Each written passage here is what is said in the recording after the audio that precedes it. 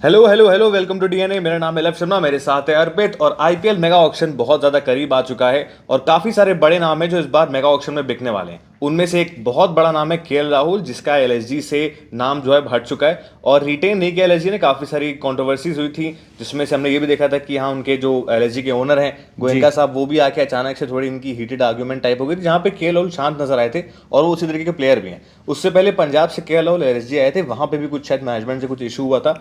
But अब जो है केएल राहुल ना पंजाब जा सकते हैं ना एलएसजी जा सकते हैं, तो वो कहाँ जाएंगे उसके बारे में बात करेंगे।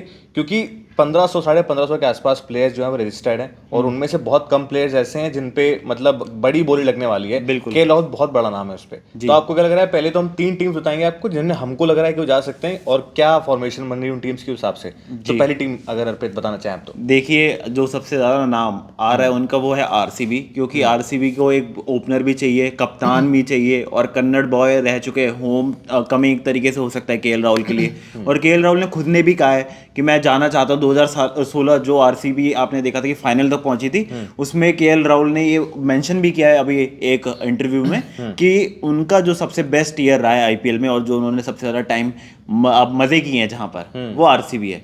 तो उस नज़र से मेरे को लगता है कि आरसीबी उन पे जा सकती है, बिड कर सकती है, और और उसमें पर्स ओपनर भी है उनके ओपनर भी पास। चाहिए उनको, पर्स तो उनके पास है ही। जी। और ओपनर चाहिए, कप्तान भी चाहिए, क्योंकि बिल्कुल। विराट कोहली का अब तक कंफर्मेशन नहीं है, रूमर्स हैं मेरे ख्याल से तो। क्योंकि अब कप्तान एक बार कोहली जी ने छोड़ दी है तो कोहली जी और देखिए, वापस अगर तो। उनको कप्तानी देनी होती ना लव, तो रिटेन जब किया था ना कोहली को, जब ही आप अनाउंस कर दिया हाँ हाँ होता। हाँ हाँ हाँ। बिल्कुल वो चाहते देखिए हैं कि हो कप्तान सकता के है, लिए। मतलब हो सकता है थोड़े बहुत चांसेस हो, मगर केएल राहुल के चांसेस वो यहाँ पे जब हो आरसीबी सकता के। है कि आरसीबी जो हर बार की तरह ऑक्शन अपना खराब करती है, हाँ हाँ, तो फिर विराट कोहली कप्तान बिल्कुल। बन सकते तो हैं। यहाँ पे जो चांसेस बन रहे हैं केएल राहुल की, आरसीबी जो पहली टीम है उस पे सबसे ज्यादा चांसेस बन रहे जाने, क्योंकि ऑब्वियसली पर्स भी है, ओपनर भी चाहिए उनको, इंडियन ओपनर की खास तलाश रहती है उनको, जी। कैप्टन भी चाहिए। तो जी। एक मेरे हिसाब से बहुत ही स्टेबल टीम हो जाएगी अगर केएल राहुल का इंक्लूजन हो जाता है, और वहीं से निकले थे केएल राहुल, तो ऑब्वियसली बहुत अच्छी चीज हो जाएगी उनके लिए। जी। दूसरी टीम जिसका काफी ज्यादा नाम उठ रहा है वो है केकेआर, क्योंकि केकेआर को भी फिलहाल एक अच्छे कप्तान की जरूरत है, एक अच्छे ओपनर की जरूरत है। सुनील नारायण के साथ जाएंगे तो एक थोड़ा स्टेबल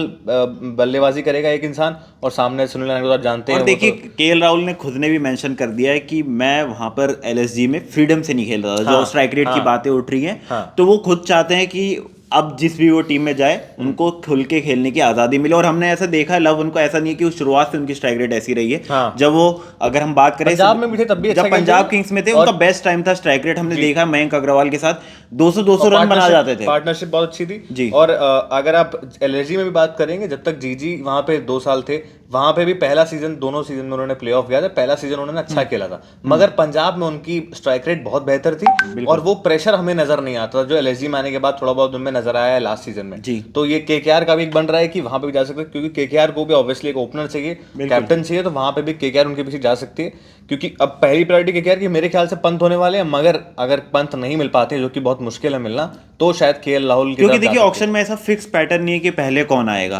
तो ऋषभ पंत और अगर केएल राहुल की बात करें, तो जो भी आएगा केकेआर उनको जाएगी। जी, केकेआर मार्की को एक मार्की कप्तान। प्लेयर्स में यही होता है। जी, मार्की प्लेयर्स में यही है कि पहले अगर ऋषभ पंत आए और उनके लिए अगर पंजाब किंग्स या फिर कोई और टीम ले जाती है, तो केएल राहुल जरूर केकेआर ट्राई करेगी। तो केकेआर के लिए बिल्कुल ये एक बेस्ट ऑप्शन हो सकते हैं। श्रेयस अय्यर की जगह जो उनकी रिप्लेसमेंट अगर देख रही है जो केकेआर, तो वहां पर बिल्कुल फिट बैठते हैं, और एक ओपनर जो कि फिल सॉल्ट के जाने के बाद उस जगह को भी पूरा भरेंगे। जी, और तीसरी टीम जो है वो डीसी है।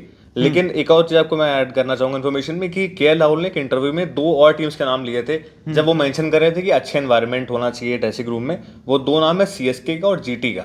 लेकिन उनके एनवायरनमेंट से ज्यादा जो उनका टीम कॉम्बिनेशन है, हाँ वहां पर फिट नहीं बैठते हाँ, हैं। तो इस वजह से हम उन दो टीम्स का नाम नहीं लेना चाह रहे हैं, बट हो सकता है, कोई बड़ी बात नहीं, ये दोनों टीम जा सकती है उनके पीछे, मगर क्योंकि मुझे नहीं लगता कि मतलब ज्यादा वो, अगर उनकी प्राइस वैल्यू 10 करोड़ जाती हाँ है, तो मतलब सीएसके जीटी उन पे इन्वेस्ट करना चाहेगी। हाँ, तो मतलब ऑक्शन में तो कुछ भी हो सकता है। हमने देखा है कि स्पेंसर जॉनसन बहुत महंगे बिक गए थे, बहुत सारे हाँ। प्लेयर, शिवम दुबे 5.5 करोड़ के, जबकि उस टाइम अनकैप्ड थे, तब बिक गए थे। हाँ, लेकिन तो केएल राहुल मतलब के कुछ भी लिए, हो सकता है। लेकिन कॉम्बिनेशन ऐसा हो गया है, क्योंकि लो आपने देखा कि जीटी ने साई किशोर और शुभमन गिल को, दोनों को रिटेन किया है। वहीं दूसरी ओर आप बात करें तो ऋतुराज गायकवाड़ और केएल राहुल का खेलने का स्टाइल लगभग सेम है, हाँ और ऋतुराज गायकवाड़ खुद कप्तान भी है, उनको रिटेन सीएसके ने किया है, तो इसलिए सीएसके जीटी नहीं बन रहा जी। है। तो डीसी के बारे में बात करते हैं। जी। डीसी का हमें लगता है कि डीसी भी ऑब्वियसली पंत गए हैं तो एक ओपनर तो चाहिए चाहिए उनको। फ्रेजर मैकगर्क को मेरे ख्याल से आरटीएम यूज कर सकते हैं, और पंत की जगह कप्तान भी चाहिए होगा उनको, एक स्टेबल कप्तान जो शायद लॉन्ग टर्म के हिसाब से देखे।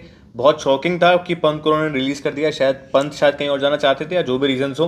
और उसमें भी मतलब मैनेजमेंट इशू भी था कि पहले जेएसडब्ल्यू कर रही थी, फिर मैनेजमेंट इस बार चेंज हुई है। हाँ, तो मेजरली अब क्या पता नए मैनेजमेंट को जिस तरीके से अब अगर हम बात करें तो वेणुगोपाल राव भी आ चुके हैं वहां पर, मेंटर बन चुके हैं। तो उस नजर से मुझे लगता है कि हो सकता है कि वो केएल राहुल को चाहें, क्योंकि वो भी साउथ से आते हैं। तो जी। ये प्रेफरेबल हो सकता है कि डीसी उनको एक ओपनर भी मिल जाएगा और साथ में इंडियन कैप्टन भी मिल जाएगा, और वैसा और उनका होता कॉम्बिनेशन मुनाफ बैठ सकता है। पटेल भी जुड़ जाए। जी, क्योंकि मुनाफ पटेल भी आ चुके हैं अब दिल्ली कैपिटल्स में। तो वो पूरा कॉम्बिनेशन इस तरीके से बैठ रहा है कि केएल राहुल के जो अगर बिडिंग वॉर जो हम बात करने वाले हैं ऑक्शन में, वो आरसीबी साथ में अगर हम बात करें डीसी और केकेआर, इनके बीच में रहने वाली है। और एक हम लोग नाम अगर और देना चाहें तो वो आरआर का होगा कि आरआर भी जा सकती है एक क्योंकि और जॉस opener। बटलर नहीं है और यशस्वी जायसवाल के साथ केएल राहुल काफी समय से देख ही रहे हैं कि इंडियन टीम में खेलते हुए हमें देखा ही गए हैं। बिल्कुल। तो और आरआर ऐसा करती है कि वो चाहेगी कि टॉप इंडियन ऑर्डर रहे, जिसमें संजू सैमसंग लेकिन खुद भी अगर इस बार जिस तरीके से इंडिया के लिए ओपन कर रहे हैं, क्या वो आरआर के लिए ओपन करते हैं कि नहीं, ये भी एक सवाल होगा। अगर संजू सैमसंग सवाल तो होगा क्योंकि 2 बार शतक और 2 बार जीरो भी है। हाँ। तो सवाल तो बहुत सारे हैं, लेकिन इन सारे सवालों के जवाब आपको मेगा ऑक्शन के दिन पे मिल जाएंगे। और वहां पे हमारा लाइव कवरेज आपको देखने को मिलेगा, हमारा स्पेशल कवरेज आपको देखने को मिलेगा, लाइव एनालिसिस, लाइव कमेंट्री के साथ। तो आप जुड़ जाएगा हमारे साथ वहां पे और सब्सक्राइब कर लीजिए हमारे चैनल को और बेल नोटिफिकेशन ऑन कर दीजिए ताकि जब भी हम लाइव आए आप हमारे साथ ऐसे ही जुड़ सकें। Thank you.